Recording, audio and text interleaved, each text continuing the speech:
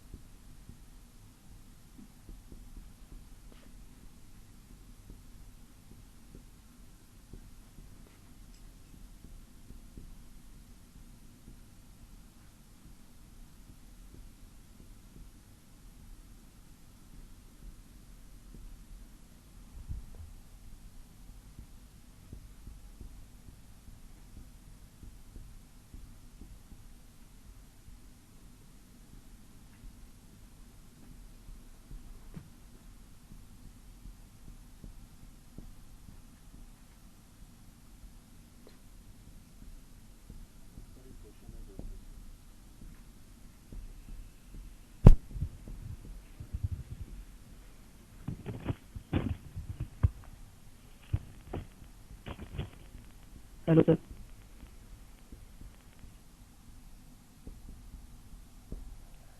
हाँ बेटा बताओ, जोधपुर से क्या पूछ रहे हो? सर कल दोलन के ऊपर एक क्वेश्चन था, क्या वो चीज? पूछना था सर। बेटा दोलन पे सर क्वेश्चन इसको दोलन पर एक क्वेश्चन है, वो पूछना था आपसे। अभी इस समय हम लोगों ने तरंग शुरू किया है, इसको तरंग को न्यूमेरिकल थोड़ा, क्वेश्चन है। अभी तरंग की थोड़ी थ्योरी हो जाने दो। जब ये पूरा हो जाएगा उसके बाद उस क्वेश्चन को लेंगे सबसे पहले। अगर अभी तो तरंग के बारे में पूछो, क्योंकि अभी मैं बताते पाए सारी जो ओके लय सर। है क्लास की वो सब खत्म हो जाएगी। ठीक है बेटा, आप जैसे ही अभी मैं तरंग का जल्दी ठीक खत्म है कर सर। दूंगा, 15 मिनट थैंक रखेंगे, उसके अंदर आपका क्वेश्चन को सॉल्व करेंगे। यू। ठीक ओके है, सर। तो तरंग की हमने क्या, हम लोगों ने डेफिनेशन दी। तरंग बिंदुओं के विस्थापन से बनी वह आकृति है जो कि बिना पदार्थ के स्थानांतरित हुए विभिन्न कणों के दोलन से बनती है। बहुत सिंपल। इसका मतलब हमको यह समझ में आ रहा है कि कहीं से कहीं ना कहीं इसको दोलन से जोड़ रहे हैं। तरंग का बनना कहीं ना कहीं दोलन से जुड़ रहा है, इसका आभास इससे होता है। और दोलन हमने क्या क्या तरंग के लिए कहा? ये केवल एक आकृति है जो हमें आकृति दिख रही है। पदार्थ एक्चुअल में मूव नहीं हो रहा है, जैसे हमने भी तार में करके देखा, जैसे हमने पत्थर में करके देखा। अगर आप पत्थर डाला आपने जहां पे, अगर आप नाव रोक दोगे तो नाव बहके नहीं जाएगी आगे उस लहर के साथ, कभी नहीं जाएगी। कब जाएगी? जबकि पानी बह रहा होगा। नाली में अगर पानी बह रहा होगा, बचपन में नाव बना के नहीं छोड़ते थे हम लोग, तो वो पानी उसके चला चला जाता था। लेकिन अगर कहीं आपने पत्थर डाला और फिर वहां पे आप नाव रख दो, तो नाव आगे पीछे कहीं नहीं जाएगी, वो वहीं पर रहेगी, वहीं पर ऊपर नीचे होती रहेगी। तो इसलिए सबसे पहला सिद्धांत जो सीखने की आवश्यकता है वो ये कि पार्टिकल्स यानी कणों के दोलन के कारण जो हमें शेप दिखती है, शेप, बार बार ये मैं बोल रहा हूं इस चीज को, जो आकृति हमें दिखती है उसको हम तरंग कहते हैं। तो इसमें कहने का क्या मतलब हुआ? हम लोगों ने कल ये सीखा था,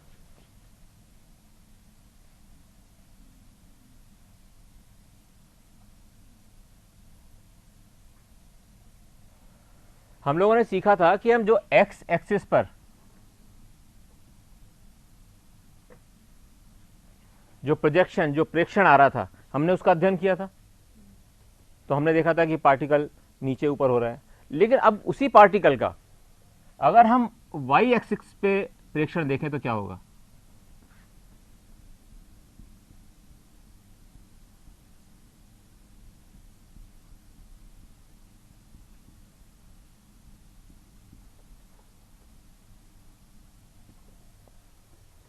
इससे आपको बिल्कुल स्पष्ट हो जाएगा कि तरंग क्या होती है। अब अगर इसका हमने देखा, इस जगह से स्टार्ट हुआ, t इज इक्वल टू 0, इसका प्रेक्षण वाई एक्सिस पर कहां आएगा?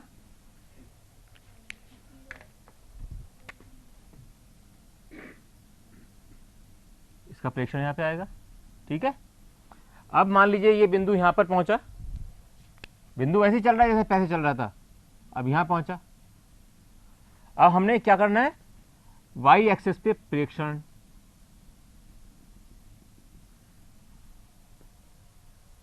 ठीक है, तो बिंदु पहुंच गया यहां पर।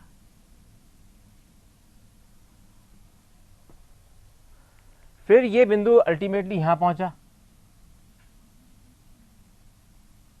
तो इसका प्रेक्षण कहां आया, वापस इस जगह पर आया। इसी प्रकार अगर ये यहां पर पहुंचता है तो इसका प्रेक्षण होकर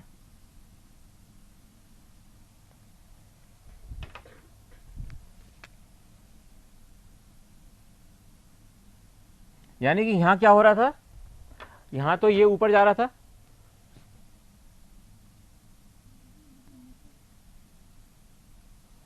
और जो लाल वाला है अभी नीचे आता जा रहा है।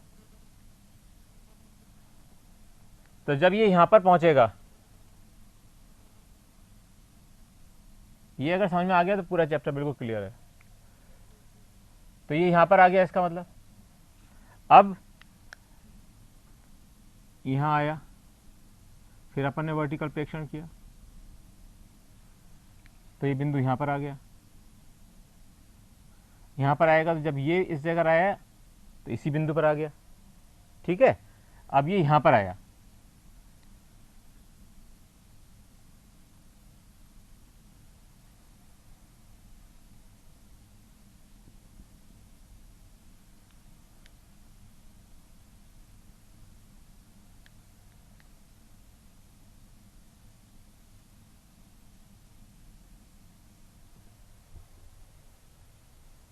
ठीक है। और फिर ये अल्टीमेट यहां पर पहुंचा वापस, t is equal to T time के बाद कोई भी t हो सकता है।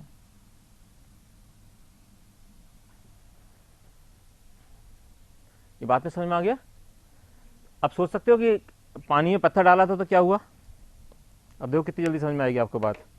पानी में पत्थर डाला आपने, जैसे ही पानी में पत्थर गिरा, यहां पर गिरा, तो पहले क्या हुआ, ये पार्टिकल ऊपर चला, ऊपर गया, फिर ये धीरे धीरे नीचे आना शुरू हुआ, फिर बिल्कुल नीचे गया तो बिल्कुल गर्त बन जाती है, लहर दिखती है, ये नीचे पहुंच गया, वापस ऊपर आएगा उसी पॉइंट पे, फिर आपको उत्तंग दिखेगा, यानी कि शीर्ष इसका दिखेगा बनता हुआ। तो यहां पर क्या हो रहा है अल्टीमेटली,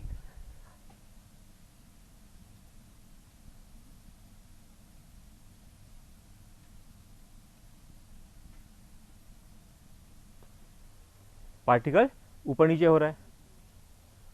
जब ये पार्टिकल ऊपर नीचे हो रहा है, अब इसकी एनर्जी कहां जाएगी, ये दूसरे पार्टिकल को पास वाले को ट्रांसफर करेगा, यही असलियत है।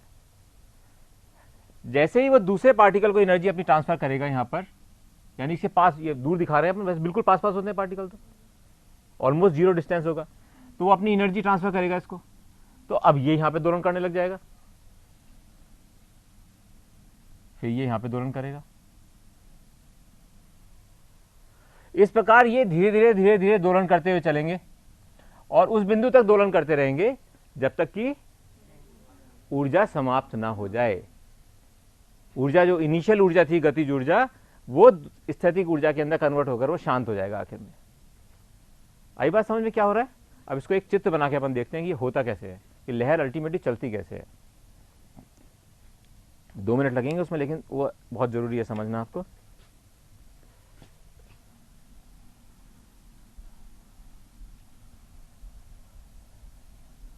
और इस चीज को बनाने से पहले मैं ये बताना चाह रहा हूं कि ये सारे के सारे वाई एक्सिस पे हो रहे हैं, यानी कि डिस्प्लेसमेंट किस में हो रहा है, वाई पे, वाई एक्सिस पे। ध्यान रखना, वो हो रहा था एक्स एक्सिस पे, तो हम हमेशा उसको x is equal to A cos omega T plus five लिखते थे। यहाँ क्या लिखेंगे, दोलन के लिए, दोलन के लिए लिखेंगे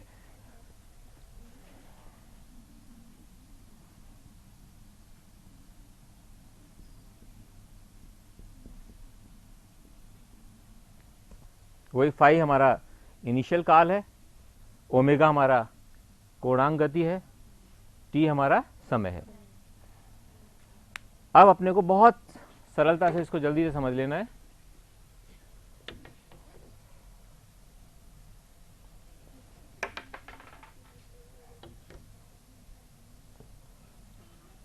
कोई बात नहीं, इतना थोड़ा बहुत टेढ़ा चलेगा, कोई बात नहीं।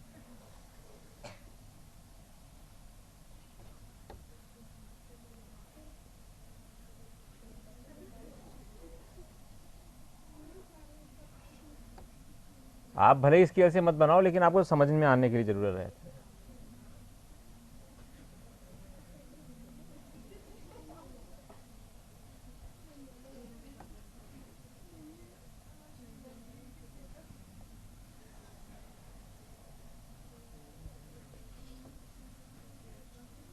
आप अपनी कॉपी में भी इसको बना लीजिए, 13 लाइनें बनानी है, ये 13 लाइन बनानी है।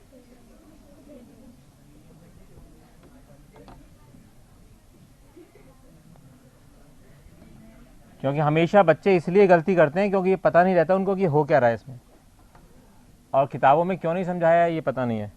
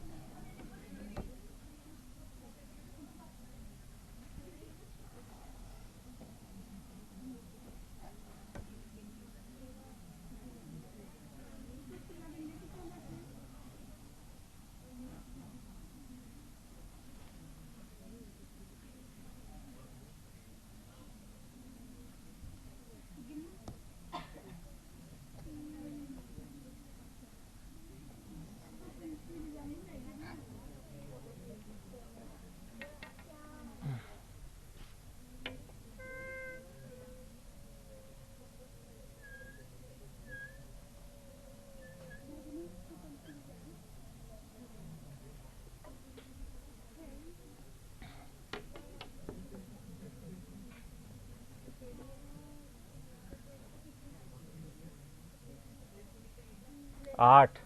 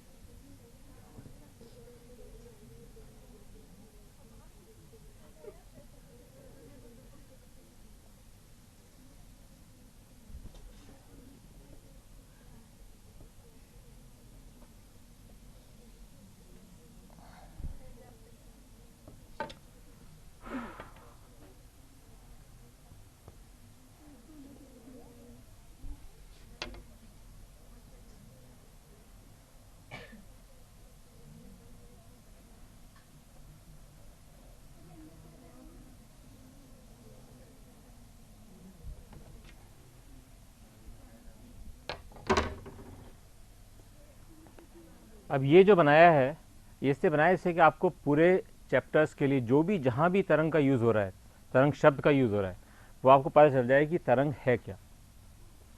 ठीक है।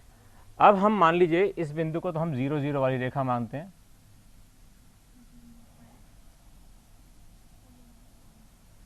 ये 0 0 बिंदु है हर जगह, और ये अपना एक्स एक्सिस है।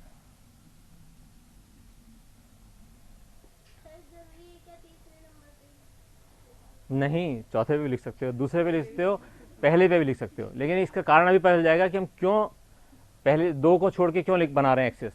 इसका कारण आपको पता चलेगा, जैसे कि आपने आपके मन में पक्का बैठ जाए कि ये इस तरह से होता है। अब हमने t = 0 लिया,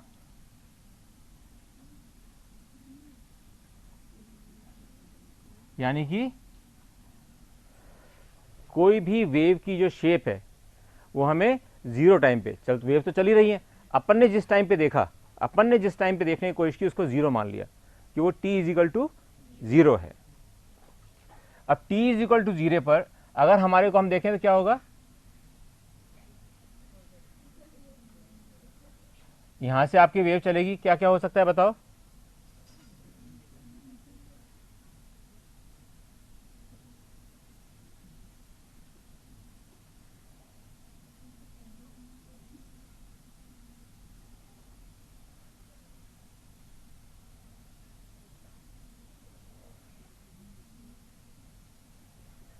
ठीक है, ये t इजिकल टू 0 पे यानी यहां से स्टार्ट हुई है। तो ये अपने क्यों दिखाना पड़ा, इसके पहले, क्योंकि वेव एक जगह तो आप काट के तो बन नहीं सकती, वेव तो चलती आ रही है बहुत सारी आपको जो दिख रही है उनकी तरंग, लेकिन अपन तो केवल इस पॉइंट से शुरू करना चाहते हैं देखना। तो ये क्या हुआ आपका,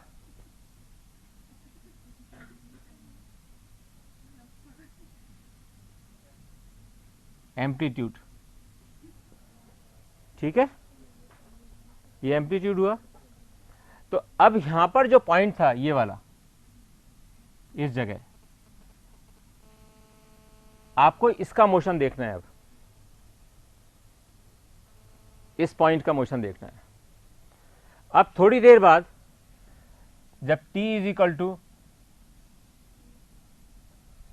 बताओ क्या क्या देखेंगे, t इज इक्वल टू, अपन ने 4 भागों में बांटा है इसको, तो कितना होगा t हर्ट में, कितना कितना होगा, t/2 तो यहां पे हुआ, तो यहां कितना होगा t/4 का आधा।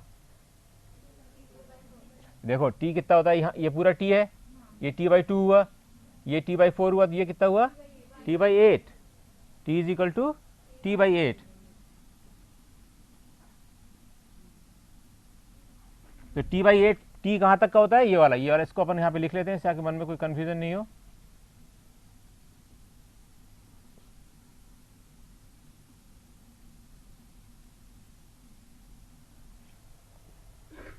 ठीक है, अब t is equal to t/8, इसका मतलब क्या हुआ कि हमारा जो मुख्य बिंदु है यानी कि ऊपर वाला बिंदु है, अब हमको एक खाने आगे सरका हुआ दिखेगा। अगर हमें ये वाला एक खाने आगे सरकता तो क्या होगा, ये यहां पर a आ जाएगा।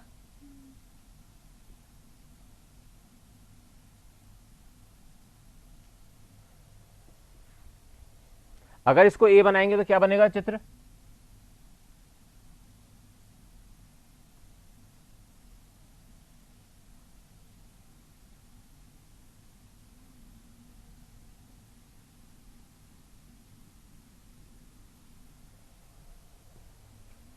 यानी कि क्या हुआ, ये वाला जो पार्टिकल था अब कहां चला गया, ये वाला पार्टिकल कहां चला गया, यहां से अब नीचे की ओर गया। ये दिख रहा है यहां पर, ये दोलन कर रहा था जब नीचे गया। अब इसको फिर t/8 आगे सरकाते हैं, टाइम लेते हैं। हाँ पूरा दोबारा से, पूरा 3 बार समझाऊंगा क्योंकि इस पर सब कुछ डिपेंड करता है, इसको 3 बार समझाऊंगा, लेकिन पहले को बना लें अपन, फिर आप देखना। t/8 प्लस t/4 क्या,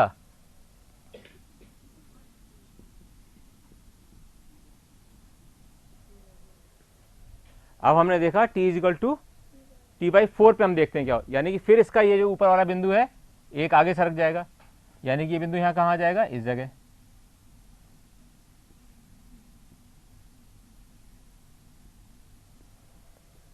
तो अब तरंग की क्या शेप बनेगी,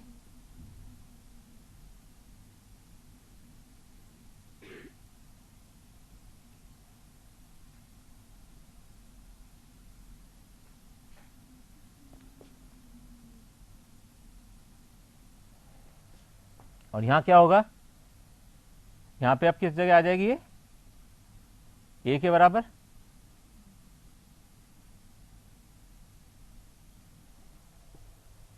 यानी कि ये बिंदु अब कहां पे चला गया, यहां पर, ये दूरी हो गई a।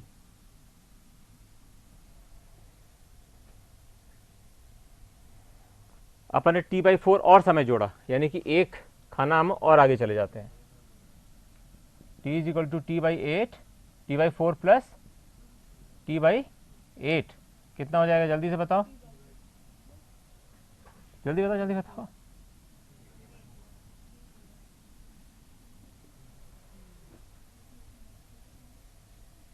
ठीक है, अब यानी कि यहां पर ये एक बार और फिर बिंदु आगे चला गया यहां से,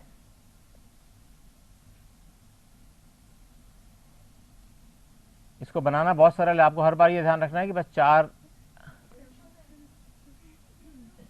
अब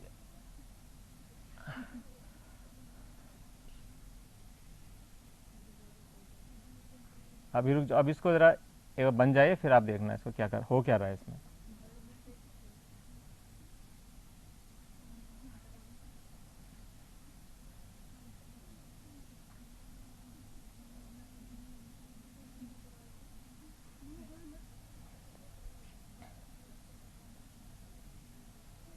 और एक और 3t/8 के साथ और देते हैं अपन,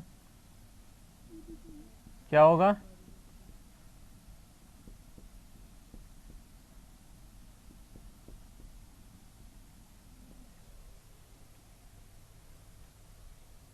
ठीक है।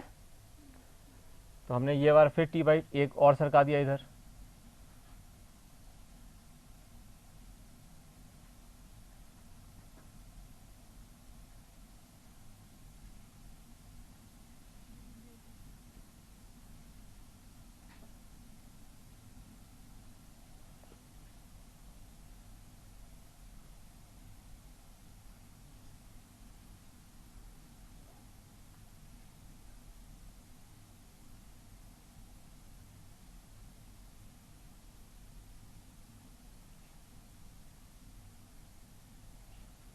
यानी कि अब ये ए हो गया है यहाँ पर। तो इस पार्टिकल का क्या हुआ, ये पार्टिकल वापस अक्ष पे आ गया, यहाँ से ये चलना शुरू हुआ था नीचे,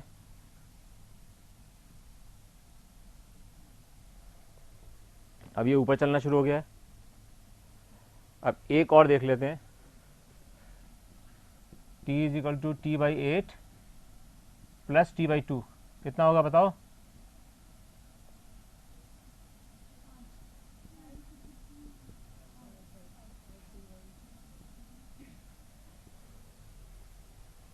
t = 5t/8, ये फिर यहाँ आ जाएगा, अब इसका जो ऊंचा वाला हिस्सा है,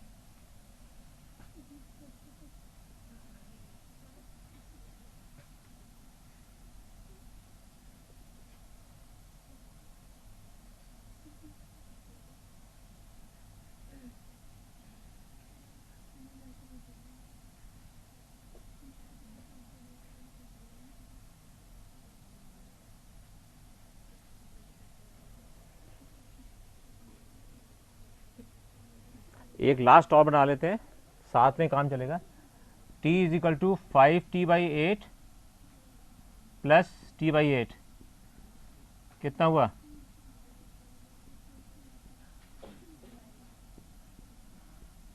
3/4t, ठीक है, 3t/4, ये अब यहाँ पे आ गया।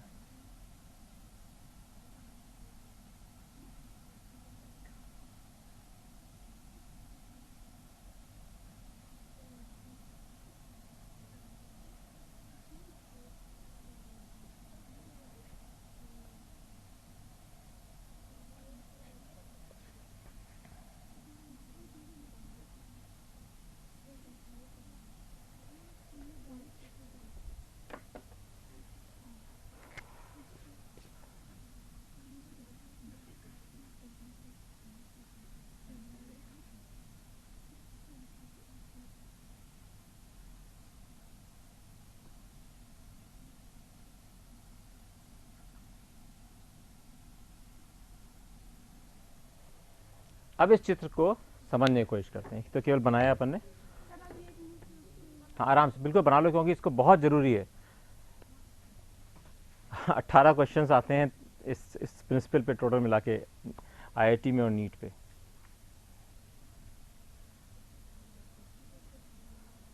यहाँ आगे ले आइए,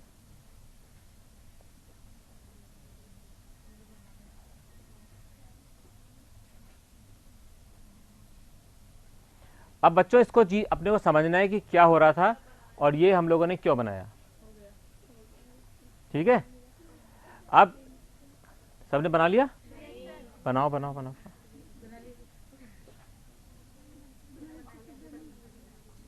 बनाने का सिद्धांत बहुत सरल है, क्योंकि अपने को पता है कि 4 + 4 की एक वेवलेंथ होती है।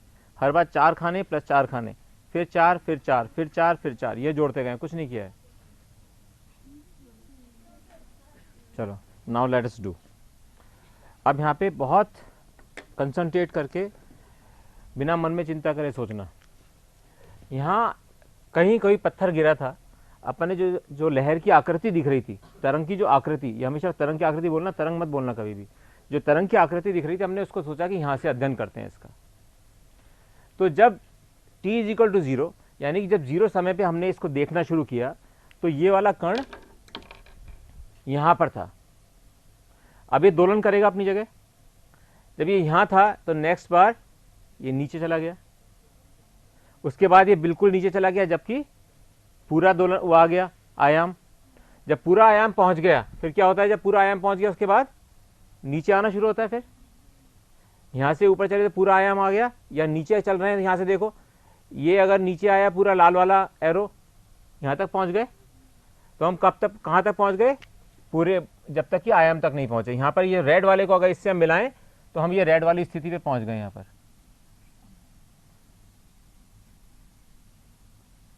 तो ये पार्टिकल अपने स्थान पर दोलन कर रहा है। अब इसने क्या हुआ, इसके बाद क्या हुआ? जब यहां पहुंचे थे अपन, फिर अपन ने देखा यहां, तो ये वापस ऊपर जाना शुरू हुआ इस जगह पर। तो ये फिर इसको हम लाल से देखें तो क्या ये हो रहा है, और फिर जब यहां पहुंच जाता है, इसका मतलब फिर अक्ष पे पहुंच जाता है इसका प्रोजेक्शन यहां पर। ठीक है, तो ये भी अक्ष पे पहुंच गया, इस जगह देखो आप, अक्ष पे पहुंच गया। जब अक्ष पे पहुंच गया उसके बाद फिर ये दोबारा आना शुरू हुआ नीचे, यहां पे आया ना, ये इस जगह आया, इस जगह आ चुका। अब यहां क्या हो रहा है? पार्टिकल ऊपर जा रहा है। अभी तो क्या हुआ, यहां से यूं चले और यूं पहुंचे। ठीक है, नहीं समझ में आ रहा तो बता देना। हम लोग यहां से स्टार्ट किए थे, नीचे पहुंचे, ये बिंदु ये था यहां पर, ये 0 पॉइंट, इसका 0 मान लीजिए। तो यहां से अपन चले, पहले तो हम यहां पर नीचे तक पहुंचेंगे। जब यहां तक पहुंच गए तो इसका जो वर्टिकल प्रोजेक्शन है वो वापस ऊपर चलने लग जाता है। तो यहां पर ये ऊपर चलने लग गया, फिर ये 0 पे पहुंच गया। 0 पे पहुंच गया मतलब कहां पहुंचा? यहां पर पहुंच गया। यहां पे पहुंचने के बाद ये फिर नीचे चलना शुरू होता है, ये नीचे चलने लगा, क्योंकि एक बार ये, फिर इसके बाद और नीचे दिख जाएगा। इसका उल्टा देखेंगे तो ऊपर चलता हुआ दिखेगा। ठीक है, इसका मतलब हम क्या कहना चाह रहे हैं कि यहां पर जो बिंदु है, जिस जगह की हम बात कर रहे हैं, वो बिंदु अपने स्थान पर दोलन कर रहा है। इसी प्रकार ये बिंदु कहां दोलन कर रहा है? ये पहले यहां गया, यहां था, नीचे गया, यहां पर आया। दिख रहा है वो क्या क्या हो रहा है? ये वाला बिंदु, ये जो बिंदु था यहां पर, तो ये अक्ष पे आया, फिर कहां पर आया? यहां पर आया, फिर इस जगह आया, फिर इस जगह आया, फिर अक्ष पे, और फिर यहां पर। और ये क्यों हुआ ये वाला? क्योंकि इस वाले पार्टिकल ने अपनी एनर्जी इस वाले पार्टिकल को दी, तो ये भी दोलन करने लग गया अपने स्थान पर। तो अगर जब हमने 0 समय पर देखा, तो ये जो दोलन कर रहा है, हर पार्टिकल अपने स्थान पर दोलन कर रहा है। ये पार्टिकल भी दोलन कर रहा है, ये सबसे ऊंचे पॉइंट पे था, फिर ये कहां गया? इस जगह आया, फिर कहां गया? अक्ष पे आ गया, फिर अक्ष के नीचे गया, फिर ये मैक्सिमम आयाम पे पहुंचा, फिर ये वापस ऊपर चलना शुरू हुआ। देख रहे हो? तो इससे ये पता चलता है हमारे को कि हर बिंदु अपने स्थान पर दोलन कर रहा है। और ये दोलन कर रहा है तो इसके साथ क्या इक्वेशन लगेगी, क्या लिखेंगे हम इसके अंदर जब दोलन कर रहा है? तो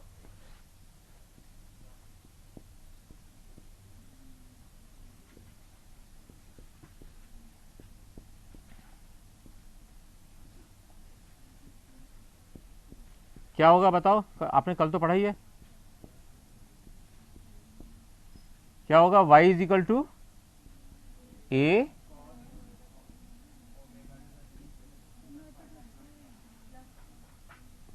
प्लस फाइव। अब ये देखो जरा, ये सही है गलत? अब सही गलत देखने के लिए क्या होगा कि हम ये देखें कि t इज इक्वल टू 0 रख दें, और फाई तो 0 मान ही लेते हैं एक बार। अगर हम t इज इक्वल टू 0 रखते हैं, अगर t इज इक्वल टू 0 रख के देखो जरा क्या होगा। t इज इक्वल टू 0 रखेंगे तो cos 0 होगा, तो y कितना हुआ? क्या यहाँ पे t इज इक्वल टू 0 पर y is equal to a है? देखो ना यहाँ पे y is equal to a है क्या? ये तो 0 है, क्यों? अक्ष पर है। तो आपने इसको क्यों माना कि ये सही है? क्या होनी चाहिए इसकी इक्वेशन? सोच के बताओ बच्चों, क्या हो सकता है? जबकि यहाँ पर यस, वेरी गुड, यही चीज समझाना चाहता था मैं आपको कि अगर हम इसको लिखेंगे तो इसको लिखा जाएगा y इज इक्वल टू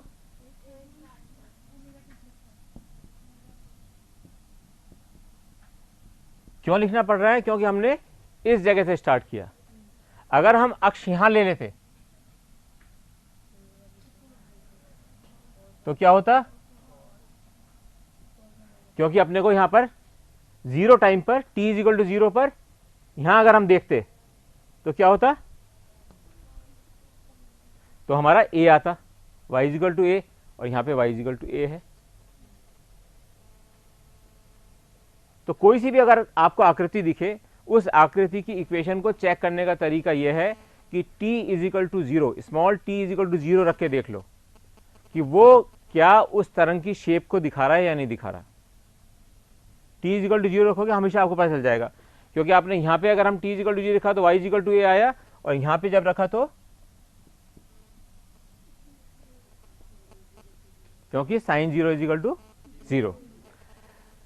अर्थात इसका यह मतलब हुआ कि प्रत्येक बिंदु जो अपने स्थान पर दोलन कर रहा है ऊपर नीचे, ठीक है, उसके कारण जो हमको शेप दिख रही है वो तरंग जैसी दिख रही है।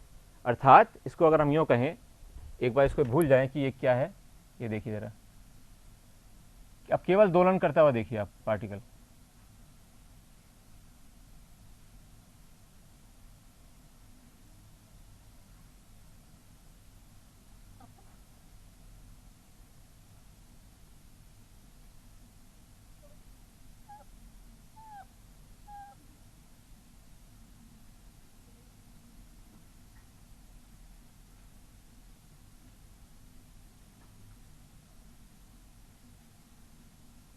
यही इस चैप्टर की असलियत है बस।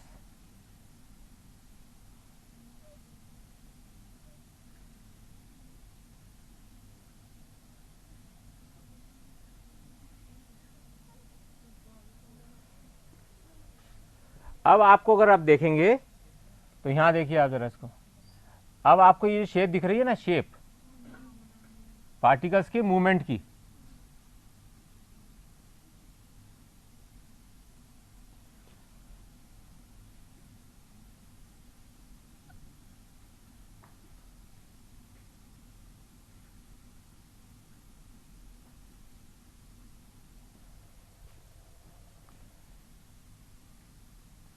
अगर आप इसको देखेंगे तो आपको लगेगा कि ये एक तरंग की शेप है।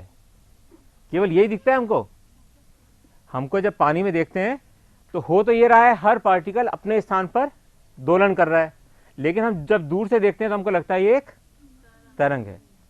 एक्चुअल में तरंग कुछ भी नहीं है, लेकिन क्योंकि पार्टिकल अपने स्थान पर दोलन कर रहे हैं ऊपर नीचे, इसलिए ये हमको ऐसा एहसास होता है। तो इसका मतलब हुआ यहां पर कि कोई और चीज भी है जिसके कारण कि ये परिवर्तन हो रहा है। यहां तो हमने लिख दिया but t is equal to 0, phi is equal to 0, लेकिन अगर हम ये निकालना चाहें कि इस बिंदु पर x अगर इतना है, अगर x मान लीजिए ये है कुछ भी, इस जगह से हमने निकाला, ये दूरी है लैम्डा बाई 4, लैम्डा बाई 4 होगी ना ये दूरी। अगर हम कहें कि x is equal to lambda by 4 पर इसका पार्टिकल कितना चल रहा था, कैसे निकालेंगे? इसमें निकलेगा ही नहीं, इसमें तो x की बात ही नहीं कर रहे, इसमें तो कहीं x की बात ही नहीं कर रहे। वहां तो हमने केवल निकाल लिया t इज इक्वल टू 0, हमको पता था और शेप बनानी हमको आती थी, इससे हमने बना लिया। लेकिन अगर मैं आपसे कहूं कि x is equal to lambda by 4, lambda by 4 क्यों लिखा मैंने इन दो खानों के बराबर? क्यों? क्योंकि जो पूरी अगर तरंग होती है,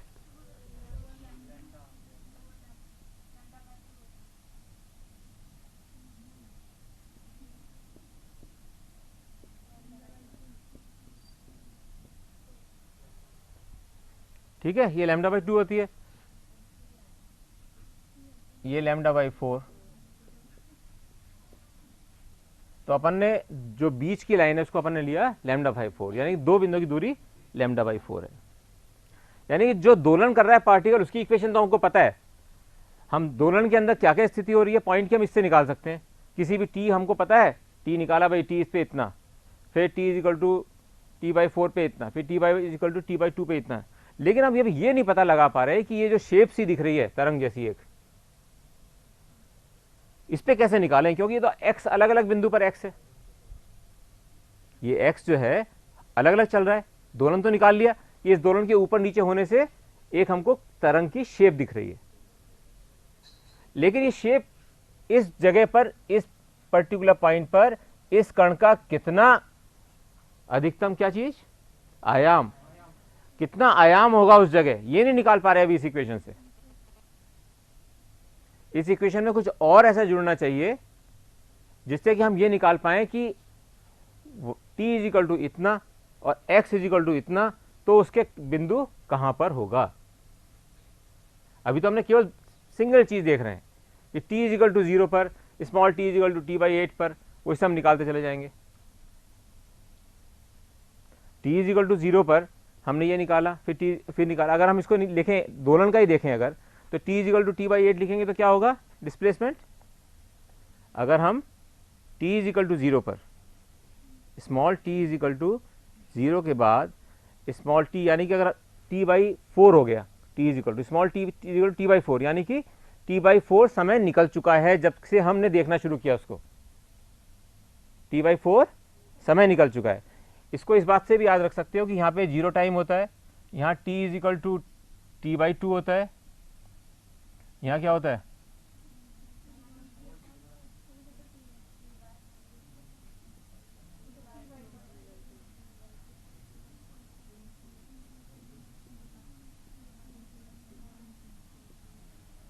तो यहाँ पे दो चीज आपको साइमल्टेनियसली याद रहेंगी कि एक तो ये लैम्डा होता है पूरा तरंग दैर्ध्य, तरंग की एक लंबाई, जो तरंग की शेप दिख रही है जो भी आपको, उसकी लंबाई ये है।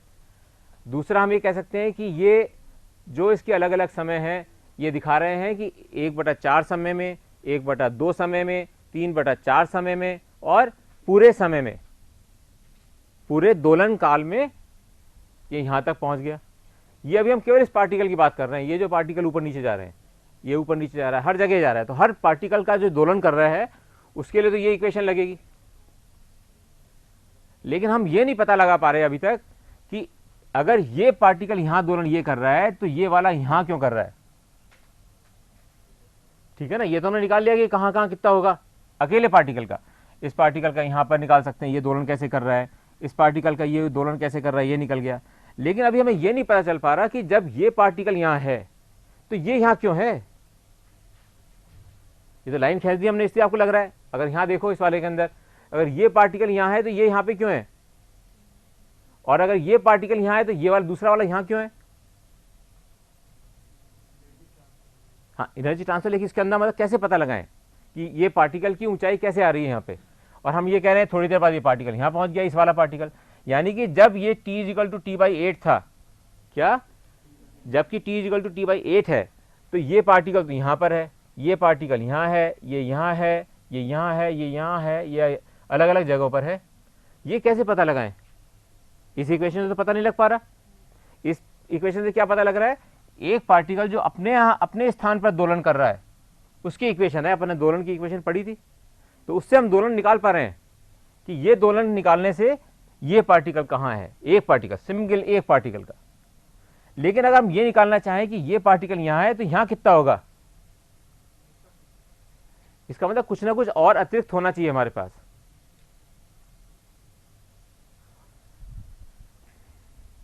उसको हम कहते हैं तरंग की आकृति की समीकरण।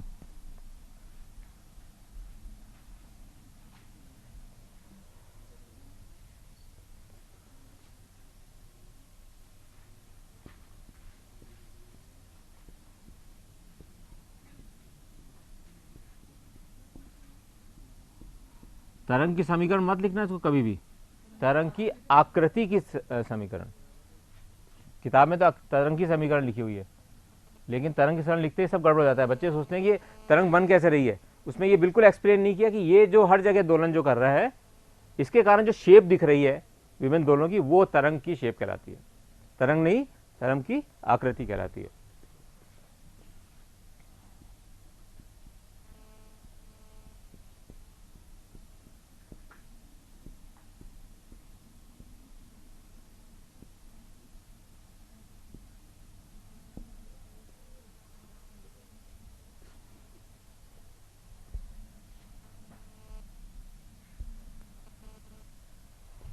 इसको जानने के लिए एक चीज बहुत महत्वपूर्ण हमें और आनी चाहिए।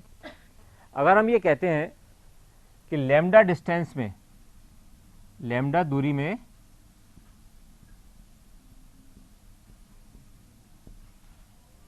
कितनी, लैम्डा दूरी में कितना दोलन काल होता है?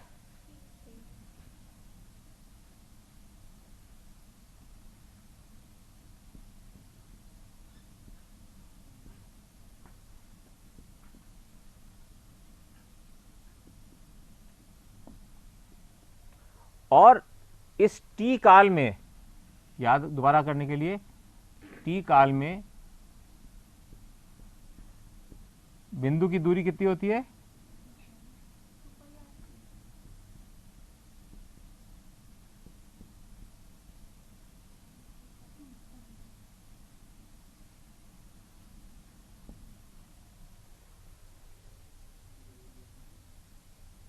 ठीक है, इसमें कोई दिक्कत नहीं है। अब हमें एक चीज, एक नया शब्द सीखना है आज, तरंग संख्या। तरंग संख्या। अब इसको तरंग संख्या क्या होगी, यहां पे देखो, इसको लिखना पड़ेगा। कोई बता सकता है बच्चा तरंग संख्या? अभी आप लोगों ने पढ़ा है? नहीं, माना पढ़नी तो रटी हुई चीज है। तरंग संख्या होती क्या है? हाँ बोलो बोलो बोलो बच्चे। Per unit length. इसका मतलब ये क्या कहना चाह रहे हैं? हमने ये कहा कि टी काल में एक तरंग बनती है। तरंग संख्या मतलब टी काल में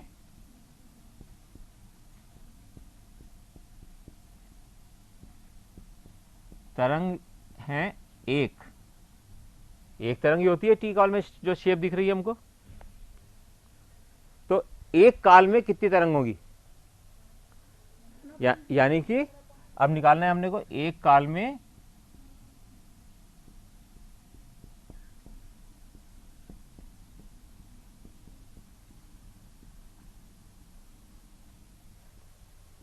और इसको कहते हैं तरंग संख्या। तरंग संख्या, जबकि 1/t is equal to new होता है। ठीक है, अब समझ में आ गया बात, क्या क्या संबंध आ रहा है आपस में दोनों में? अब धीरे धीरे आप इसका संबंध समझेंगे।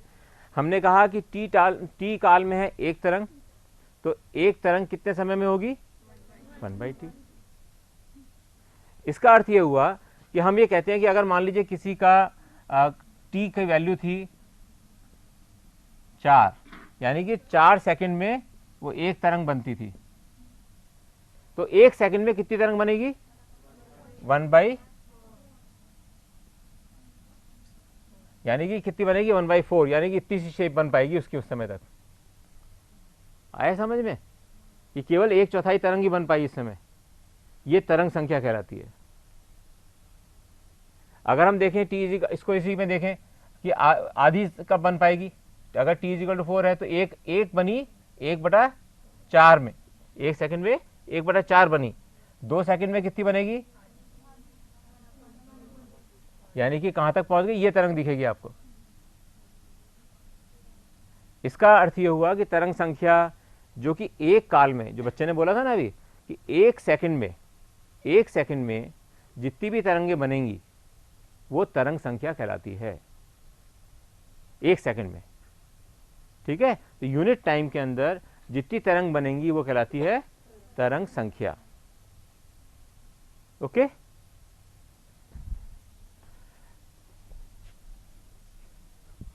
अब हम यहां पे इसकी इक्वेशन लिखते हैं। y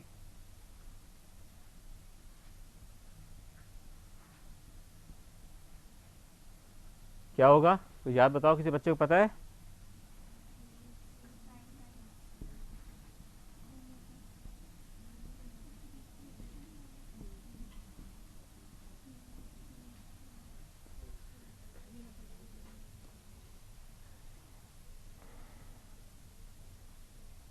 कुछ याद आया? अभी तो पढ़ा होगा 1 महीना पहले, लास्ट चैप्टर है ना ये तो किताब का। ये इक्वेशन तरंग की शेप की है, किसकी? तरंग की शेप, तरंग की जो आकृति है उसकी इक्वेशन है। ये क्या दिखा रही है? ये कह रहा है कि y यानी कि ये डिस्टेंस y एक्सिस पर किसी भी बिंदु का कितना डिस्टेंस होगा। यहां इसको लिखते हैं अपन दोबारा, y एक्स टी का क्या मतलब है जिससे आपको याद रहे।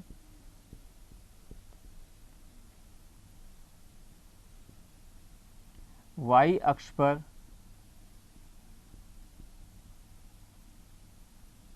y अक्ष पर x दूरी पर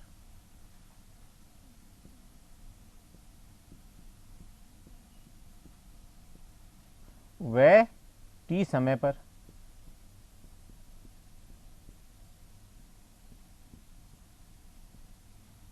विस्थापन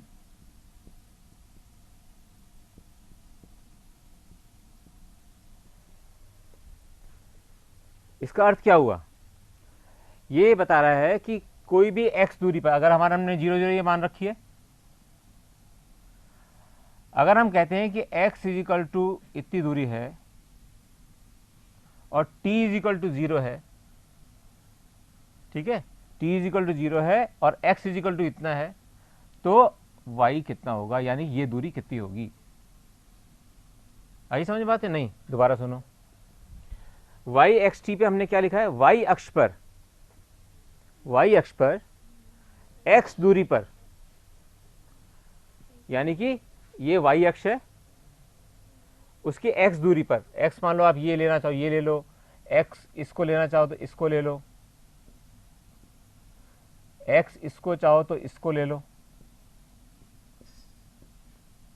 x चाहो तो इस जगह से यहां तक ले लो। हम ये कह रहे हैं कि अगर x पता है हमको और t पता है, तो मैंने जब ये लाइन खींची तो हमें ये तो पता है कि x तो हम यहां लेना चाह रहे हैं और इसमें t कितना लेना चाह रहे हैं? t/2। यानी कि अगर हम इस वाली जब बात करेंगे, इस वाली तरंग की शेप की, तो हम ये कह रहे हैं साहब x इजिकल टू इतना, यानी कि इस जगह पर कितना इसका विस्थापन होगा y पर, जबकि t इजिकल टू t/2 हो। यानी कि दो वेरिएबल साथ साथ चल रहे हैं, यहां पर दो वेरिएबल साथ साथ चल रहे हैं। दोबारा देखो, हम ये कह रहे हैं कि y x दूरी पर और t समय पर, t समय फर्क हो सकता है, t इजिकल टू 0 हो सकता है, t इजिकल टू t/8 हो सकता है, t इजिकल टू दिस हो सकता है। हम लोग कहें मान लीजिए t इजिकल टू t/2 या t is equal to 5t/8, t is equal to 5t/8 पे हमने कहा भाई आप निकालना है t, 5 किस पे निकालना है? t इजिकल टू 5t/8 पर निकालना है। और किस दूरी पे निकालना है? कि हम पत्थर जहां फेंका उससे हम मान लीजिए 3 मीटर दूरी पे निकालना चाहते हैं, 4 मीटर दूरी पे, तो हमने कहा भाई ये 4 मीटर दूरी हमारी यहां पर है, तो अब हम चाहते हैं कि इसका विस्थापन कितना होगा। ये कहलाएगा y, क्या लिखा था हमने यहां पे? xt, x हमने कहा 4 मीटर और t कितना कहा?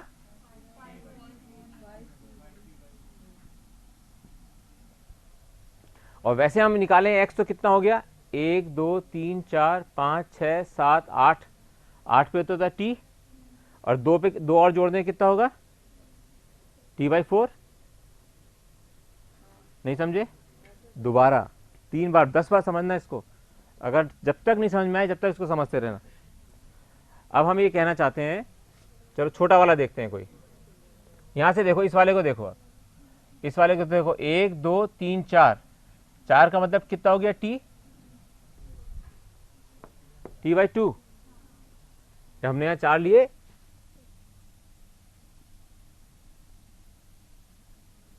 तो 4 जब खत्म होते हुआ है t/2, इस वाले में देख रहे हैं अपन, तो टाइम कितना निकल चुका है यहां पर? यहां से यहां तक ले रहे हैं केवल, तो कितना निकला? x इजिकल टू t/2 पर कितना होगा? λ/2। अपने को इसका मतलब x की वैल्यू पता चल गई, इस बिंदु पर कितनी है? λ/2। और t कितना है? t/8। यानी कि जब हमने पत्थर डाला उसके t/8 बाद हम देखना चाह रहे हैं, और कितनी दूरी पे देखना चाह रहे हैं, λ/2 पे देखना चाह रहे हैं। तो हम इसको कैसे लिखेंगे, इसको लिखने का तरीका क्या होगा, y कैसे लिखते हैं, x पहले आएगा λ/2 और हम देखना चाहते हैं t/8 पर। समझ में आई बात? हाँ बोलो बेटा वापस। बिल्कुल, जब तक समझ में नहीं आए बिल्कुल पूछते रहना, मुझे कुछ इसमें बुरा नहीं लगेगा कि आप 10 बार पूछ रहे हैं, क्योंकि ये चीज़ 7 चैप्टर्स तक आपको दुख देती रहेगी अगर नहीं सीखा तो। अभी हमने ये कहा, अब एक थोड़ा सा इसको क्लीन कर देता हूँ, इससे सरलता से आपको दिखे।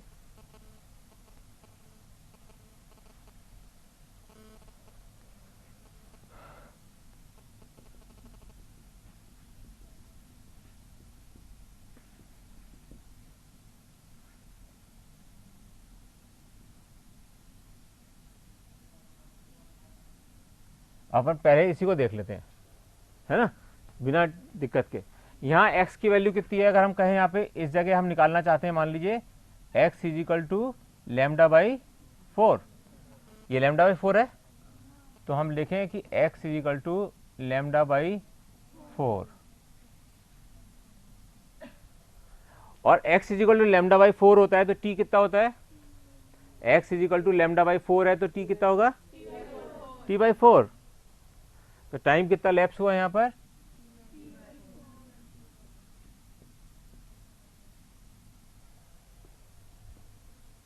तो हम लिखेंगे कि x y क्या लिखेंगे हम, λ/4 t/4। लेकिन मैं कहूँ नहीं, अब इसी दूरी पर, इसी x पर अब हम निकालना चाहते हैं t = 5 t/8 पे, x तो वही रह गया, तो हम क्या लिखेंगे, y x कितना है, ये वाला बेटा, इस अपन ये देख रहे हैं ना कि इसको, इस बिंदु को दिया, तो ये तो λ/4 हो गया, और t कितना लिखा, 5 t/8, तो इसको लिखेंगे 5 t/8। ये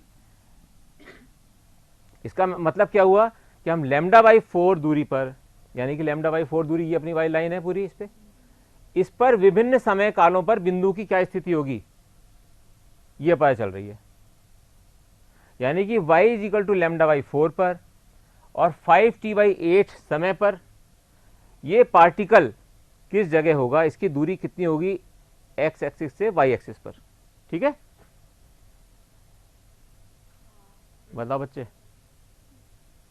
अच्छा, तो अगर तुम्हें समझ में आया तो ये बताओ, चलो।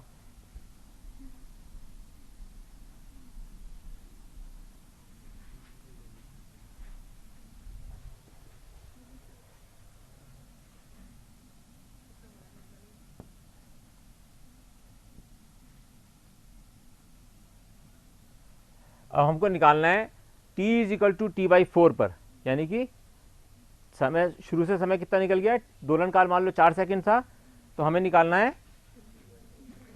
अब मान लीजिए t की हम वैल्यू लिख देते हैं एक बार सरलता से, आपको याद रहे, 8 सेकंड। तो यहाँ पे t कितना हो गया,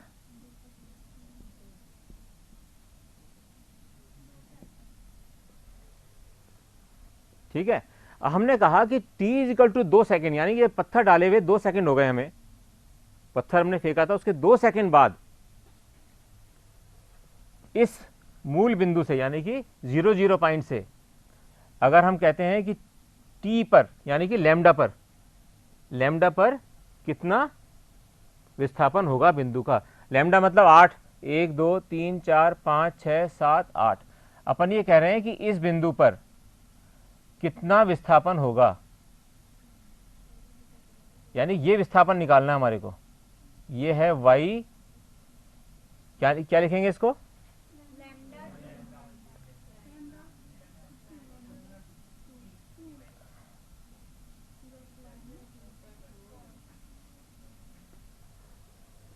या t/4 = 2 सेकेंड। तो इसको हम अगर सरल भाषा में लिखेंगे तो क्या लिखेंगे, y λ/2, और मान लो लैम्डा मुझे पता है कि 4 मीटर है, तो हम क्या लिखेंगे इसको,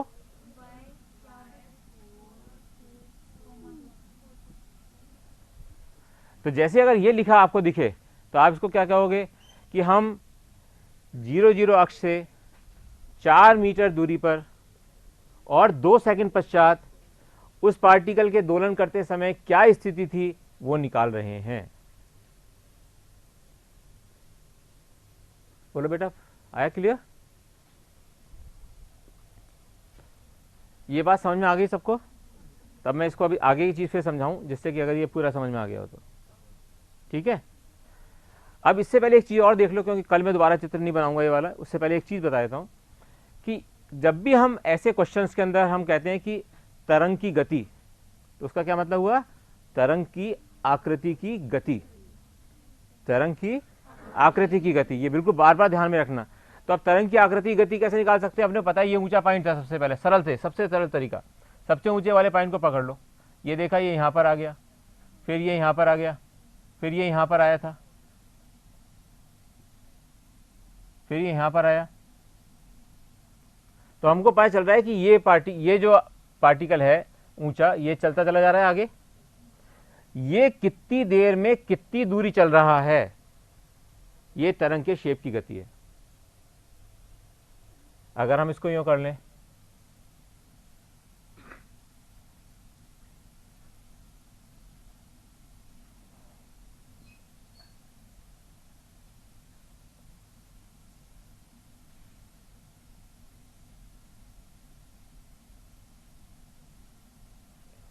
अगर हम ये देखें तो आपको लग रहा है ना ये पार्टिकल आगे ऊपर आगे तक जा रहा है। ये एक्चुअल में जा नहीं रहा, दोलन उसी जगह हो रहा है, लेकिन जो तरंग की शेप दिख रही है वो शेप हमें आगे चलती हुई दिख रही है।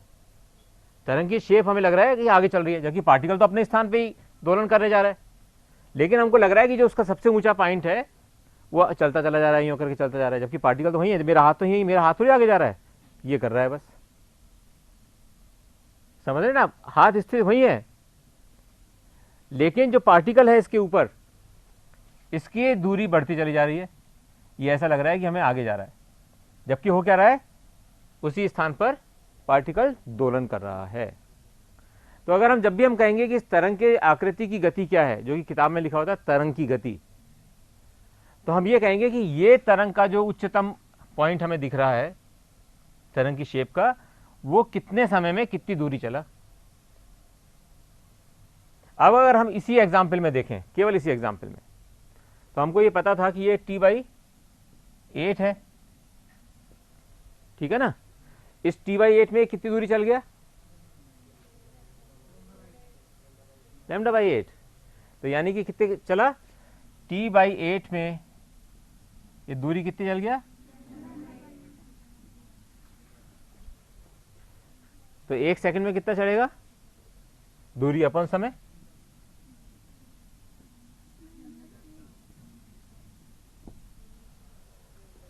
ठीक है ना, λ/t हो गया। तो इसका मतलब तरंग की शेप की गति क्या होगी? λ/t। ये समझ में आया? नहीं आया तो मुझसे दोबारा पूछो। अब दूसरे से देखते हैं, अपन इस वाले से करके देखते हैं। अब इसमें देखें, यहां क्या है? t = T/4 है। इस पे दूरी कितनी चल चुका है ऊपर? यहां से कितनी दूरी चला है? यहां से T/8 था, फिर यहां से चल दिया कितना? λ/4 चल गया। तो दूरी कितनी चली इसने? λ/4। तो गति क्या होगी? उस केवल पॉइंट की गति है, ये जो पॉइंट दिख रहा है उसकी गति है। तो गति क्या होगी? दूरी अपन समय λ/t। इसलिए आप कहीं भी निकालेंगे अगर, तो λ/t अगर कर दें तो तरंग की शेप की गति आ जाएगी। अब आपको पता चलना चाहिए कि तरंग की शेप की गति क्या है। जो विभिन्न स्थानों पर जो दोलन कर रहे थे पॉइंट्स, उनमें हमने जो कोई सा भी एक पॉइंट चुन लिया और उसको देख रहे हैं हम लगातार कि वो कहां जा रहा है, जाता हुआ दिख रहा है, कितनी समय में कितनी दूरी कवर कर रहा है। तो हमें ये पता चल गया कि तरंग की गति λ/t होती है हमेशा। तरंग की शेप की गति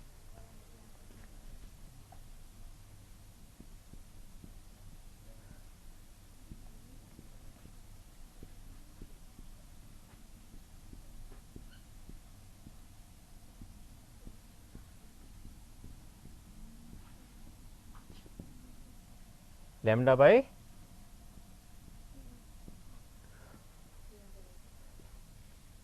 और इसको अगर हम बिल्कुल डिफ्रेंशिएशन में लिखना चाहें कि कोई पता ही नहीं, हम लोगों को इतनी दूरी नहीं पता था, तो हम क्या लिख सकते हैं, dx बाई dt, वही जो अपनी पुरानी इक्वेशन है, कितने समय में इतनी दूरी dx चला, dt समय में dx दूरी चला। तो इसका अभी तो केवल अपने इस वाले हिस्से की डिस्कस कर रहे हैं, अभी ये शुरू नहीं किया, अभी केवल इसकी बात कर रहे हैं। ये अगर समझ में आ जाता है तो आपको सब समझ में आ जाएगा। इसको मैं लास्ट बार दोबारा दोहरा रहा हूं कि इसका अर्थ होता है किसी भी समय पर, यानी कि t इजिकल टू t/8 भी हो सकता है, t/4 भी हो सकता है, 3t/4 भी हो सकता है, t भी हो सकता है, उस समय पर और x दूरी पर, जहां से हमने शुरू किया मापना, उससे x दूरी पर जो पार्टिकल दोलन कर रहा है, जो पार्टिकल वहां पे दोलन कर रहा है, उसका विस्थापन कितना है। यहां पे इसको और देख लेते हैं, इसको क्या कहना चाह रहे हैं दोबारा। अगर हम कहें ये, अब इससे इधर ले लीजिए, अक्ष से इधर ले लीजिए, समझ जाएगा, बदल से अपने ऐसा नहीं कंसेप्ट गलत बता दिया हो मैंने, इससे अब इधर ले लीजिए। अब यहां पे हम क्या कहना चाह रहे हैं, जबकि t इजिकल टू क्या है, अब क्योंकि हमने 0 से लिया है इधर, तो ये क्या हुआ, ये कितनी दूरी क्या होगी, t इजिकल टू -t/4, जो हम ले रहे हैं रेफरेंस पॉइंट, उससे t क्या हुआ, यानी कि t/4 समय पहले, t/4 समय पहले इस दूरी पर, यानी कि λ/4 दूरी पर इस पार्टिकल का कितना विस्थापन होगा। तो विस्थापन किसका हो रहा है, उस पार्टिकल का जो कि अपने ही स्थान पर दोलन कर रहा है, और उसके दोलन करने से जो एनर्जी दूसरों में ट्रांसफर हो रही थी, जो हमने देखा यहां पर, उसके कारण दूसरे पार्टिकल्स उस समय, जबकि ये यहां पर था, तो दूसरे पार्टिकल कहां थे अपन एकदम निकाल सकते हैं। अपने को पता है कि t is equal to upon t/8 पे निकाल रहे हैं, अब x पे यहां पे भी निकाल सकते हैं, फिर इस पार्टिकल की स्थिति भी निकाल सकते हैं, इस पार्टिकल की, अपने x वेरी करते जाओ, बस x बदलते जाओ, x की वैल्यू बदलते जाओगे तो आपको y आता जाएगा। तो अपने को यह पता चलता रहेगा, बार बार इसको दोहरा रहा हूं मैं, कि जो पार्टिकल अपने स्थान पर दोलन कर रहे हैं वो कितने विस्थापन पर होंगे, वो इस इक्वेशन y इजिकल टू xt से पता चलता है। y इजिकल टू xt केवल उस पार्टिकल का जो कहीं भी दोलन कर रहा है, उसका y अक्ष पर कितना विस्थापन हुआ है, यानी कि जो हमने, इसलिए इसको आज पहले इसको पढ़ना चाहा था, यानी कि इस पे कितना विस्थापन हुआ है, ये विस्थापन हुआ है, या ये विस्थापन हुआ है, या ये विस्थापन हुआ है, या ये और या ये विस्थापन हुआ है, किस पार्टिकल का कितनी दूरी पर रहने वाले पार्टिकल। ये पार्टिकल मान लो हम कहें तो इस पार्टिकल का यहां पर कितना विस्थापन हुआ, जबकि t इजिकल टू t/4 था, t इजिकल टू t/4 था और x इजिकल टू इतना था। तो हम किसी भी इक्वेशन से, कोई से भी सवाल को, क्योंकि जब आप पढ़ते हैं, प्रकाश पढ़ेंगे, प्रकाश में ऐसे होगा, दो लहरें, दो आ रही हैं, दो तरंगों की शेप आ रही हैं, दोनों आपस में मिल गए, उनका क्या होगा। इलेक्ट्रोमैग्नेटिक वेव में एक दूसरे के परपेंडिकुलर दो वेव चल रही हैं, उनका आपस में कैसे होगा। तो बच्चे उस समय ये समझते हैं, क्योंकि किताब में बता रखा है, ये किताब में बता रखा है कि ये तरंग की शेप है, ये तरंग है, और वो तरंग की गति को ये समझाया कभी नहीं है कि इस दोलन से संबंध स्थापित करके दिखाएं। अगर आपको ये दोलन से पता चल जाए कि पार्टिकल वहां पे दोलन कर रहा है, और दोलन की अलग इक्वेशन है, दोलन की इक्वेशन तो बिल्कुल पता है, x is equal to a cos, और द y में है तो y is equal to a sin omega t, ठीक है ना। तो वो तो है केवल पार्टिकल के दोलन, यानी कि हम इस पार्टिकल के जब बारे में बात करेंगे तो केवल दोलन की बात करेंगे, और जब हम इन सारे पार्टिकल्स के दोलनों की बात करेंगे, कौन पार्टिकल कहां कैसे दोलन कर रहा है, तो हम तरंग की शेप की बात करेंगे। समझ में आई बात। आज के लिए इतना ही काफी है, क्योंकि अगर आगे आ जाता है